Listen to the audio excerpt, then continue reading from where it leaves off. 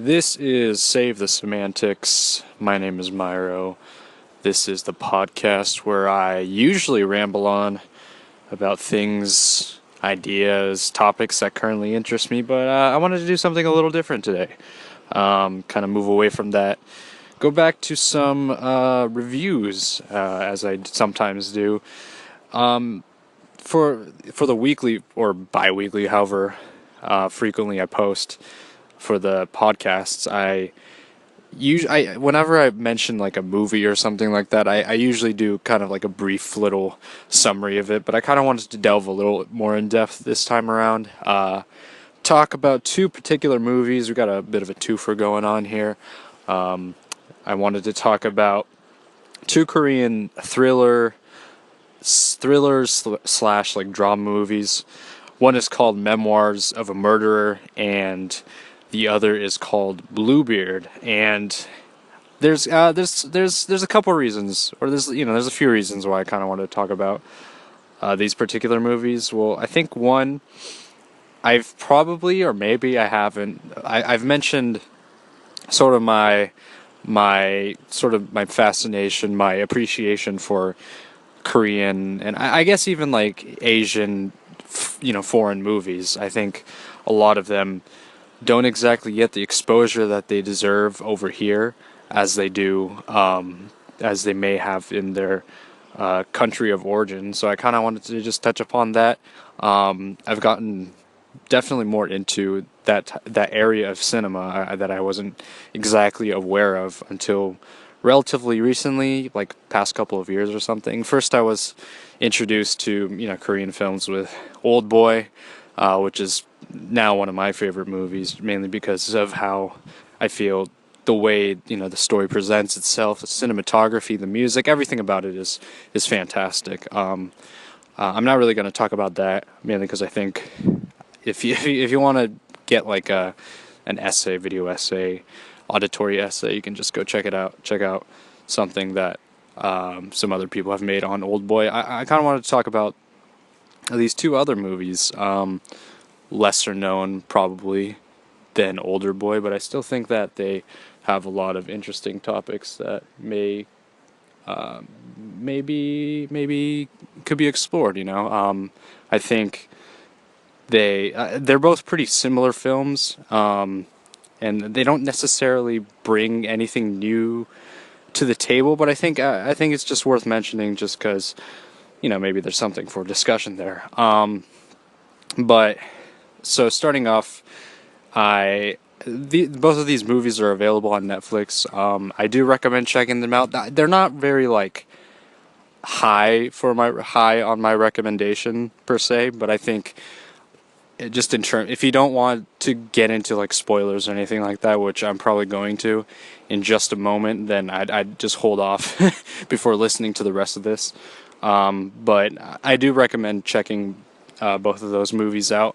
Memoirs of a Murderer is a little more, I think, in my opinion, it's a little more engaging than Bluebeard. Bluebeard is a little more of slow pace, slow burn type of film, where the movie doesn't necessarily pick up until maybe like a third of the way through, and I'll kind of go into details of some of the issues that movie presents, as well as Memoirs of a Murderer. But in terms of recommendations and what I think constitutes as checking out, I definitely recommend Memoirs of a Murderer and Bluebeard too. They're both similar types of movies. Both, as I've mentioned, are thrillers. They both kind of deal with crime, serial killers, and the like. But Memoirs of the Murderer is sort of my recommendation for that. I think it doesn't really bring, like, in comparison to other like American thrillers, American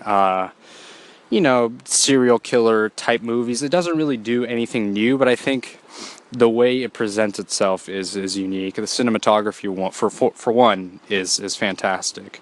I think the opening shot really says a lot about the way it wants to present itself. It's like a wide shot, of like a train tunnel and the main character standing in the middle. It's definitely a very nice looking movie. But I think I'll delve into it a little bit. But I think the best comparison I can make is like it's the Memoirs of a Murderer has kind of like a the story or like let's talk about the character first. The main character is this old guy who essentially used to be a serial killer. He used to kill people, but he started to sort of lose his memories after his last kill, where he got into a car accident and he started to have issues with his memory. He started losing his memory, short-term memory, amnesia, that kind of thing, you know. So he hasn't really killed since that accident, and essentially what happens is that he runs into another serial killer, or who he suspects is another serial killer, and he sort of has to like, you know, put the pieces together and figure out what's going on with him, you know, and whether that person is actually a serial killer or if he's this person that committed the murders that happened recently, that kind of thing. It's sort of it's a crime thriller. It's a psychological film. I think on that front it does like a pretty good job. Throughout the movie, I think the thing that the film does well is I had to like question whether or not I could believe the main character's perspective, because you know there's always like those films where it's the what is it, the unreliable narrator, and that kind of goes into the second movie I'm going to talk about. But I sort of start to question, like, okay, is he sort of an unreliable narrator? And toward the end of the movie, it reveals that he kind of is. Like, he essentially hallucinates a little bit of some of what he sees, but most of what he experiences is true. Like, aside from his interactions with his sister, who's been dead for like 30 years or something like that, every other interaction he's had is real and tangible. But he doesn't really necessarily realize that because he has amnesia, and he starts to question what part of his experiences are real and what part of his experiences are essentially like hallucinations and stuff like that. And his relationship with his daughter, who toward like the first half of the movie is kind of like dating the young serial killer, the one that the main character stumbles across. So he has to sort of figure out whether or not, you know, because he has amnesia, he loses his memory, so he forgets the details about that specific person and whether or not, you know, he's a serial killer or not. So there's some things that he does in order to try to remember things. The first thing is his daughter hands him a recorder, and so that's for him to keep track of things that he has to do throughout the day or the following day and stuff like that. He also uses it to keep track of things that he did, such as like when he stumbled across the young serial killer for the first time. He states the license plate of that car and mentions how that person has the eyes of a serial killer and stuff like that, right? But I think the film does a pretty good job at sort of, like, you as the viewer essentially already know most of the details. The way the movie sort of reveals itself is kind of like, it reminds me of this old TV show that I used to watch. It's called Columbo, where essentially like the murder, or you know, the crime, well, it's a murder, but the kill is shown at the very beginning of an episode, and throughout the episode you have to you see how Columbo figures out who the murderer is. So you're essentially you're sort of like a fly on the wall. You're able to, you view everything, you know, you already know who the killer is, you already know that he was the person that committed the crime. You just have to see how Columbo figures it out as the episode goes along, which I think is a very interesting way of telling a story, because like mysteries, you know, mysteries you don't like a standard mystery, like you essentially don't really know, who the killer is, unless it's completely obvious, right? Unless it's poor storytelling. But you're not supposed to know who the killer is until the end of an episode or an end of a movie, right? But in Columbo, you essentially know who it is at the very beginning. And with the movie of Memoirs, like you start to you kind of, I think some things are still like throughout, at least throughout the first 2/3 of the movie, some details are left out, but it does essentially reveal itself. The serial killer reveals himself, actually be the serial killer. He's the one that has been committing the murders of young schoolgirls or something like that. And he essentially tells the main character at a certain point, but he knows because his daughter told him, his daughter who is dating the young serial killer told him that her dad has amnesia, so he knows that he can exploit that. So just to fuck with him, he essentially tells, the the main character that he is like the serial killer and that he's gonna, essentially like threaten him by saying that he's gonna kill his daughter, abduct her, and stuff like that. So I think that the film does a pretty good job at presenting its plot, and I think it kept me relatively engaged. Like, it wasn't really like the fact, like, oh, who is the killer? No, you already know who the killer is. It's just the fact that you kind of, the main character is sort of like an anti-hero, right? I think a good analogy for people to sort of grasp onto is Dexter. Like, he has sort of the same motivations as Dexter. If you haven't seen Dexter, Dexter is about, he's a forensics, he works for a forensics department in the Miami police department, and he's a serial killer, but he only kills like bad guys, essentially, right? He kills other serial killers who don't kill good people. That's essentially the main premise of Dexter. And the main character's motivations in Memoirs sort of remind me of that. He mentions in like a flashback that he kills people that have committed, essentially like immoral deeds, like what's one? I think there's one of like a dad beating his daughter or his son, so he kills him.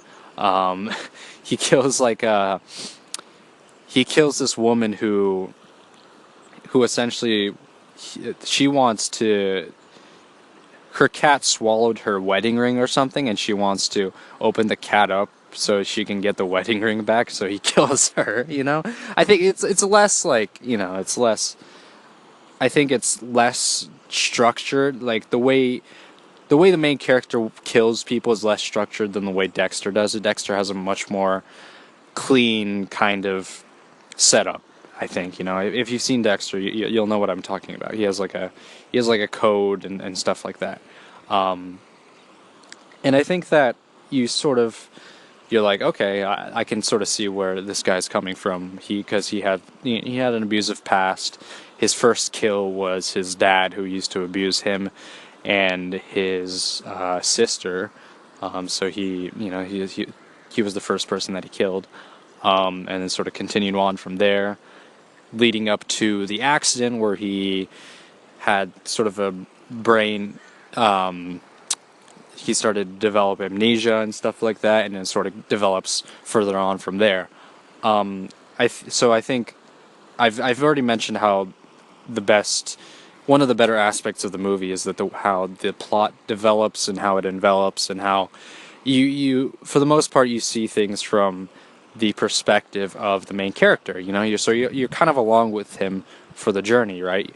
You yourself as the viewer don't have the memory loss that the main character does, but so you're kind of sympathetic to the fact, like, oh, god damn it, like, why does he, why can't he remember and stuff like that, and that kind of provides moments of tension and stuff like that. Though this is gonna kind of lead into my minor gripes, or my gripes with the movie, is that the moments when he does lose his memories kind of feel convenient for the plot at times.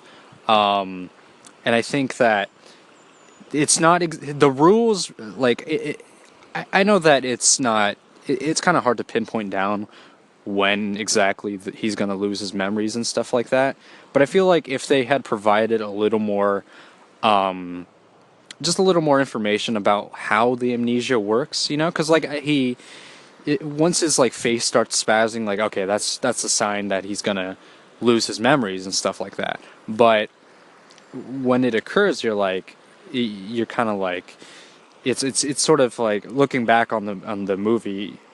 I kind of think to myself like, well, it's hard to really pinpoint down like when he's gonna have amnesia and stuff like that. Like it just kind of seems random, which is I think probably accurate to real life. I'm not sure, it's a movie, but the way the plot kind of unfolds is pretty heavily reliant on his amnesia. Like if he was able to retain the information at a specific time and hopefully try to record it and stuff like that, then he would be able to figure out that the serial killer is, after his daughter and stuff like that a lot quicker, So I think a lot of it was kind of based around his amnesia and stuff like that. And I think that might have been a bit of a detriment, though I'm not going to lie, though, I think with his amnesia, it definitely provided moments of tension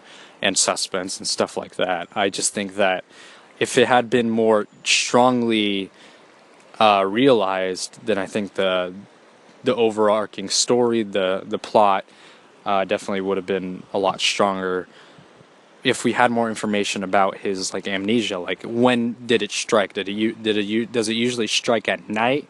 Like when it's dark and he gets like, I don't know, anxiety or something like that. I think having that kind of information would have helped further solidify his condition, and it would have made more sense like why he would have had those moments of amnesia rather than it sort of be random and stuff like that. And I'm not saying that it has to be the case, but I just think that's it's just a minor gripe. I think if they had strengthened that part of the movie, then I think it would have resulted in a stronger story.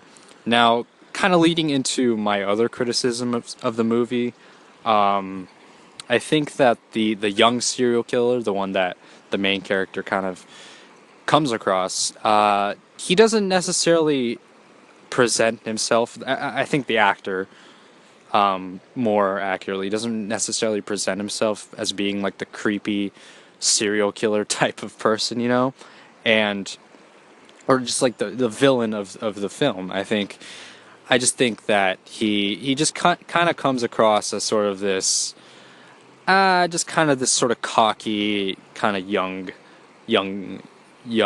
man, I guess, who also works at the police station and stuff like that. I think his connection being a part of the police force was like an interesting thing, like people aren't necessarily going to suspect the police officer to be committing the murders. I don't know. I think that was relatively well done for the most part. I just think they could have picked a more sinister, more creepy type of actor, because like I think the dude just doesn't look that intimidating. He just kind of looks sort of boyish in a sense, and like this is one thing that I thought like kind of it sort of took away the seriousness of sort of the final scenes. In the final like set piece of the movie, the main character is confronting the young serial killer, and they get into a fight, and like the young serial killer is wearing this like hype beast kind of looking sweatshirt, and for the life of me, I just could not take him seriously at all. Like I was just like he just looked like just some exchange student, who had too much money to spare. Like I don't know why he changed outfits like in that moment. It was funny too, because he was previously, before that encounter between those two characters, like he was at the young serial killer who was still acting as his position as a police officer. He was at a crime scene, and he was wearing like relatively normal gear. I don't know why he switched into like this like sweatshirt that like it just looked out of place. I don't know. It seems like a minor thing, but it just kind of bothered me at toward the end of the movie. Like it just felt like it didn't feel very genuine in that moment. That's just sort of a minor gripe, I guess. And I think that another complaint that I do have is that I think sort of one of the things that like I've mentioned, I think the amnesia sort of being one of the pivotal plot what is it? What's the word? Plot devices sort of lends itself to some plot holes and stuff like that, and also his hallucinations also aren't very like I don't know. It's not very. It's just not believable in the sense because he interacts with essentially like the ghost or the illusion of his dead sister, and I think I just don't know where that kind of came from because this is sort of a plot hole because I think from what I remember his sister hangs herself at a pretty young age.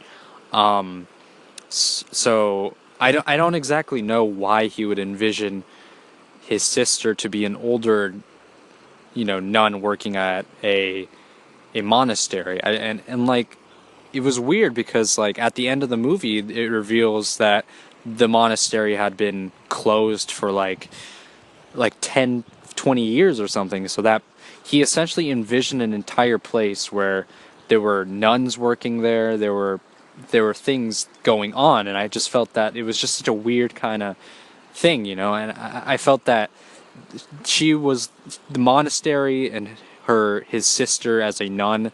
Those are the only parts of the movie where I was like, okay, this is starting to kind of venture more into like a fantasy as opposed to more like a psychological thriller, and I felt that it sort of was a bit of a detriment to the movie itself. I think that I just don't I don't understand why they couldn't have made her like a real character. I think it was just it just felt a little tacky. Like it felt like it was just there as sort of like a plot twist. It's like, oh, she was dead the whole time. Like I don't know. It just didn't really wrap up the story very well, and I think the ending.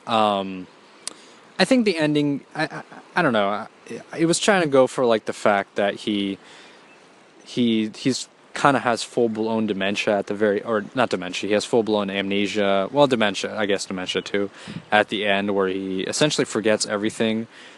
He forgets about the fact that he already killed the young serial killer, and he thinks that he still hasn't killed him. So he's now envisioning the fact that he has to go out and kill him. But now he's just gone crazy. He's gone off the rails. I don't know. I felt like the movie could have done without that. I think it could have ended on a more bittersweet note where he was sort of left at the mental institution, being cared for his daughter. I felt like I don't know, like there's nothing wrong with a happy ending, even if it is for like a pretty bleak movie. I think that it would have just wrapped up the story a lot better as opposed to if he just he just completely loses his mind, which is I think it is inevitable, but I think for my own perspective, leaving the story as it is, where you know that he's not gonna have very long in his life, but he's just gonna enjoy the last moments of his life, spending time with his daughter, his daughter taking care of him for those brief moments. I think it could have done with like that kind of sort of a bittersweet end. Despite the terrible things that he's done and the terrible things that she as his daughter has experienced. I think it would have been more. It would have been a more satisfying conclusion to that story. But I've mentioned my complaints about the movie, but I still do recommend it for sure. I think it's worth checking out just because The direction, the production is all very well done. The music is pretty good for the most part, and I think the acting is I'd say it's pretty top notch for the most part. I think the main character does a pretty good job, and the daughter does a pretty good job as well. So I'm going to move on to discussing Bluebeard, which is the other Korean movie that I saw. And once again, I'll mention that I saw both of these movies on Netflix. So if you do want to check them out, they are on there as of now, February 2019. And this movie also had to do with serial killers, and I think I think in the last couple of weeks I was just in the mood to watch these kinds of movies, where it has to do with like crime and like serial killers and stuff like that. And Bluebeard it's an alright film. I think, like I've mentioned at the beginning, it has some pacing issues. While Memoirs of a Murderer the pace was pretty quick. You felt like things were moving along. You felt that you were there with the character. He was experiencing things at a pretty significant pace. But this movie sort of just took its sweet time to get shit started, and I felt like that kind of took away. It took away some tension from the movie for sure, because like I felt like they could have done so much more within the first like 60, 70 minutes of the film, as opposed to sort of revealing the characters, what they do on a daily basis, and stuff like that. So the plot of the movie is the main character is he's a doctor who does colonoscopies at his local clinic. There's not a whole lot revealed about his backstory. You just know that he's had a divorce, so and he sometimes sees the kid, and he works. He lives on his own, and he's lonely, and he clearly has some issues. He doesn't sleep well, that kind of thing, So you kind of see sort of his own problems, and you can sort of foresee the possible issues that might happen to him later on in the film. As the story progresses, you kind of start to see the other characters. You see the butcher, his dad, and his mother. They're the landlords of his apartment, and they essentially receive his rent. They get rental income from him, and it's heavily implied that there's been a series of murders that happened in the town, and it's also mentioned that the town also used to be like a hot spot for serial murder in the past, like 20 years ago or something like that, and it started to pop up again. And it's heavily implied, at least from the perspective of the main character, that the murderer is the butcher. The main character sees things that kind of that might lead to evidence of the fact that the butcher might be the one doing the murders. He thinks he sees like a head in like a bag, like a disembodied head, and some other things that are questionable in like the butcher shop, and he sort of experiences, sort of like he dreams about these sort of psychological episodes or psychotic episodes where he sees the butcher and his dad like chopping up a body and stuff like that. I think the cinematography in the movie is pretty solid for the most part. I feel like it could have done a little more with the movie. I think Memoirs did a pretty good job by setting up these sort of beautiful shots, these beautiful like open shots. I think Bluebeard could have done a little more like dynamic shots. Like I think a lot of it felt kind of standard, and I think it sort of took away my overall enjoyment of the film. It might be minor to some people, but I think like the way the movie presents itself through the camera lens, I think is a pretty is a pretty important part of what makes the film more watchable in a sense. I'm sure you know what I'm talking about, but I think another thing that the movie sort of fails to do is like I've said, the pacing is sort of is very slow and stuff. I think that the way they develop the characters kind of feels a little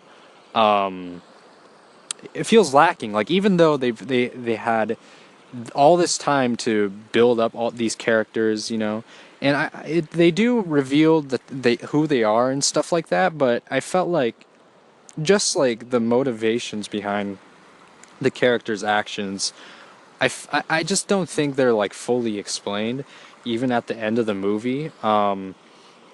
And you could argue that like, well, it's revealed at the end that there's essentially two serial killers, one being the main character and another being the old man. And you could argue that, well, they're serial killers. They don't necessarily need motivation to kill or whatnot. But I'm not even talking about those characters. I'm talking about other characters. There's the nurse, who works with the main character. She steals drugs from the clinic to sell and sells them in order to get like expensive bags and stuff like that. I feel like there's just something like missing about that premise. Like it's just hard to pinpoint down. Like I think she could have been a little bit more of like a, I don't know, maybe some kind of romantic interest. Maybe I'm not entirely sure. Maybe it didn't have to be that, but I think like if she just sort of felt like a placeholder there as opposed to being like a genuine character, like she just was sort of like she's like a thief, and she like it just felt like she didn't really have a character, like she just felt I don't know. I think they could have done a little more to develop each of the characters, because like the characters that do get developed are of course the main character, which I feel like they do a pretty good job at doing.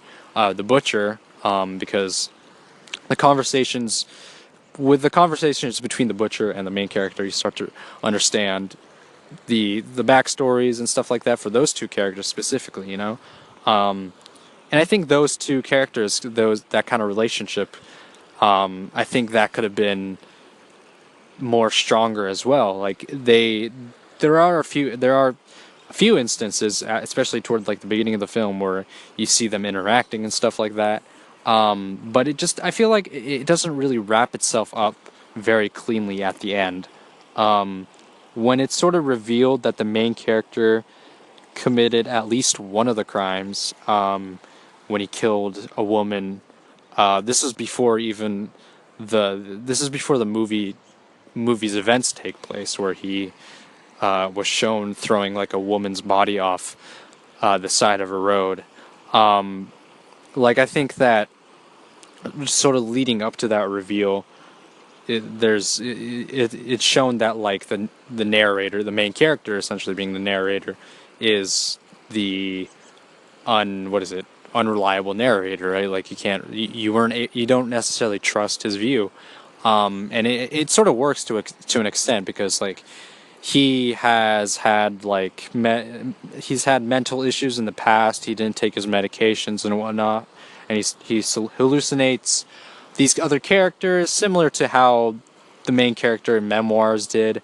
But I think the thing that sort of breaks down the movie at the end is just sort of the the end. It's revealed that the old man was the one that committed the second crime, which was killing the ex-wife of the main character. And then I'm just saying shit, but like, if you watch the movie, it makes sense. But because I don't really want to go through every plot point. I just sort of want to make a general statement about how the movie presented itself and how the plot developed and stuff. But I think that I just feel that having that reveal at the end just sort of felt kind of, it just felt kind of secondary. It felt less impactful at the end for some reason. I think it just didn't have like it just didn't have the oomph. It didn't have the punch that it needed to. Because I was just like, okay, all right, I guess the old man was actually a killer, as instead of sort of being more of like a mystery to solve, it was just kind of obvious at the end, And this is a different type of movie than Memoirs. It's a similar, they're pretty similar in terms of like thematics and characters and stuff like that. But what I'm trying to say is that like the way both movies plot structures are structured, like they're very different beat for beat. And I think Bluebeard should have been more the reveal should have been more like hidden, like the way that the way the audience discovers who committed the murders, I feel like should have been a bit more concealed, a little bit more believable, I think this goes for both movies, but I think having like hallucinations and stuff like that, I just feel that that kind of, I don't know, it just sort of like, I'm not saying that people don't experience that, but I just feel like it's sort of like a cop out from actually writing like a very strong story, like I think that as is just having like, oh, this character was hallucinating the whole time. Like I just feel like it just doesn't really like, okay, well, I guess he was just hallucinating the whole time, and then that he was the one that actually committed the murders. But like, no, you gotta try to like be more. I don't know, just be better about telling the story, because like at the end of the movie, it reveals, as I mentioned, it reveals that the main character is not true to his is not very like is not reliable, because the way it's presented through his perspective is not, he voids some of the things. The movie kind of doesn't, it sort of omits some parts of his memory, essentially, just because they want to sort of trick the viewer into thinking like, okay, well, there's something's up with the butcher, because it's heavily implied that the butcher is actually the killer, and in a way it's true, but it's more that the old man was the killer, and his son had to cover up for him.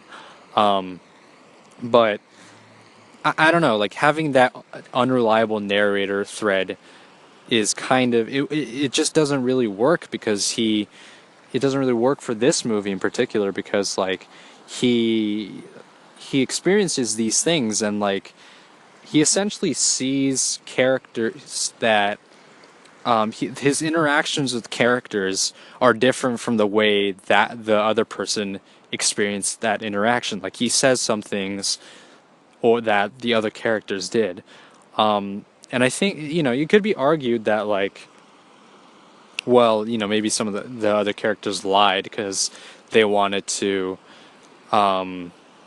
they wanted the main character to essentially suffer and go to jail, which is, I think, just because he is a serial killer. But I think like I don't know, it's just not consistent throughout the movie. I think that, well, then who can he trust in the movie, right? And that might be a perspective. That might be one of the goals of the director, the movie maker, the director, the writers, or whatever. Where you essentially can't really trust anyone. But if you can't trust anyone, then like, what's the point? Whose perspective can you actually trust, right? Like who has like the actual right storyline? And I feel that that's just kind of unsatisfying. I think that one thing, and they sort of touched upon it at the end of the movie, is like the cameras reveal what actually happened, and I felt that was kind of a strong, that was sort of like a strong element of the movie, where like, if you take away the human aspect, or if you take away human perspective, then the truth is sort of revealed, because everyone has their own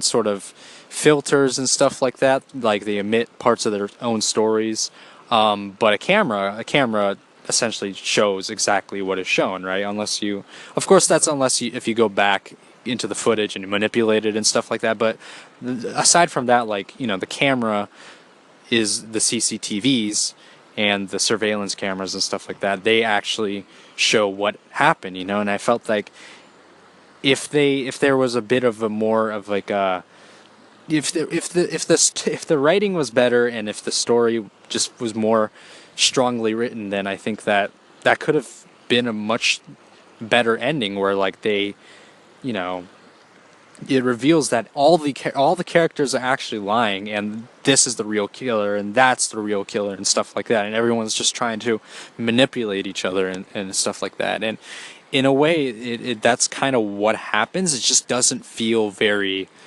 It's just not a very convincing ending, is what I want to say. You know, because I think if they revealed, I think if they showed these cameras at the sort of throughout the movie as opposed to at the very end of the movie, then it would have been like, okay, well, this, you know, you foreshadow the importance of the camera from like the beginning of the movie, or something like that, and then you're like, okay, this might be, you know, this might be important later in the film, and then like, you know, once you go into the camera, then you see what's happened, and you're like, oh shit, everyone's actually lying, and that's the real killer. That's the real killer. And then, you know, then you're like, okay, now things kind of make sense, right? But with this movie, like, it just doesn't really, it's just not a very solid ending, because there's sort of these plot threads that don't exactly come together cleanly at the end, you know? And although I've made my complaints about the movie, and I've been kind of going on for a while now, this is going to be a long episode, I still thought it was a solid movie. I can't really say, I can't really necessarily give a rating, per se, but I think it's a pretty, it's a solid movie. I think Memoirs does a better job. Both of these movies have their flaws, however, you know, like I've mentioned, most of this episode is just going to be my own complaints about those movies, but I think that both of these movies have pretty, they have good premises. I just think in terms of execution, they could have done a little better. But just sort of to conclude this weird, I don't even really know what the hell to call this, just me rambling about something that's interesting me, which were these two Korean films. I'd recommend checking them out for your own sake, you know. If you listen to this, you already know the plot, so it's kind of pointless now. So yeah, do whatever the hell you want. If you listen to this podcast and you heard the spoilers and you're still interested, yeah, go check it out. If you're into like serial killers and that kind of thing, yeah, I'd recommend it. I'd recommend these movies for sure. Maybe you have a different opinion. Maybe you'd be less critical of these movies, and more appreciative of the things they do that they actually present. So that's probably going to do it for this episode of these movie reviews. It might be a continuing series. I'm not entirely sure. I might do some of these whenever I come across like an interesting movie, film series, whatnot. You know, maybe I'll continue doing some more Korean films if they interest me. Yeah, we'll just see how it goes. Might be a new episode later this weekend, depending on how the weather's looking. Can't really necessarily go out here and record in the rain. But yeah, that's probably going to do it for today. Anyways, it's been Save the Semantics, signing off.